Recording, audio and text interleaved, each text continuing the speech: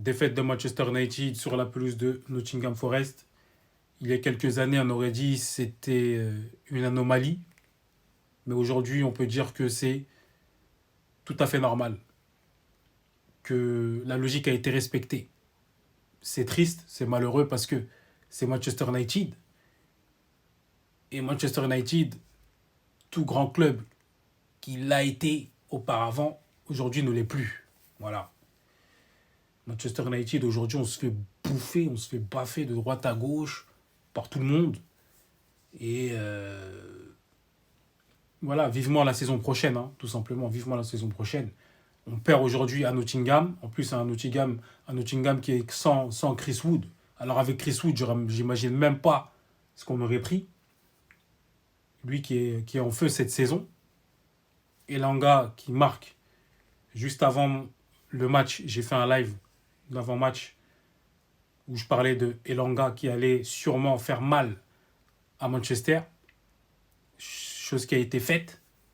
Je parlais aussi des transitions rapides de Nottingham, cette facilité à se projeter très très vite vers l'avant, les Gibbs White, les Elanga, les Aina, les Nico Williams, etc. Ça va très très vite. Ça va très très vite. Et c'est ce qui s'est passé. Le but est à l'image de ce que je disais. Elanga qui transperce Manchester United, ils sont trois, ils n'arrivent pas à l'arrêter. Garnacho, Mazraoui, Yoro, Dorgu, peu importe, je ne sais plus c'était qui, je crois que c'est Dorgu. Personne n'arrivait à l'arrêter. Il est passé, il est rentré dans la surface, il a mis son petit pointu, but 1-0. Et Elanga, on savait que, personnellement, moi je savais qu'il allait vouloir prouver face à Manchester United. Et il l'a fait. Il a été aujourd'hui intenable. Il a été intenable. Mais le problème, c'est que nous, on a un mec en face qui a quasiment le même profil, c'est Garnacho. Sauf que lui ne joue pas avec sa tête. Il ne joue pas avec sa tête. Il ne voit pas quand Dorgu fait la demande dans son couloir pour un dédoublement, il ne joue pas. Il va la mettre une fois sur 7. Moi, j'en peux plus de Garnacho. Il mange la feuille de match à chaque fois. Il ne réfléchit pas. Au lieu de faire la passe, il va tirer. Au lieu de tirer, il fait la passe. Aucune logique de jeu, ce mec-là.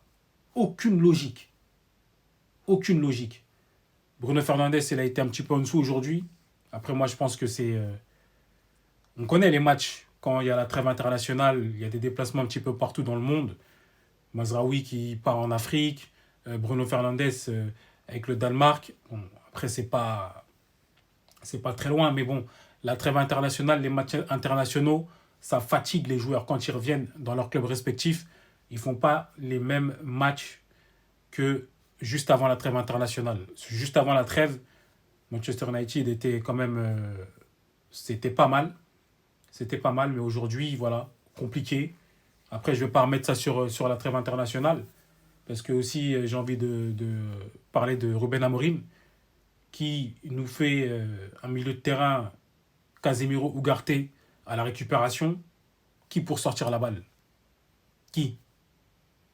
Tu nous enlèves Bruno Fernandes qui, depuis quelques semaines, est replacé dans le cœur du jeu, au milieu de terrain, là où il excelle parfaitement depuis quelques temps.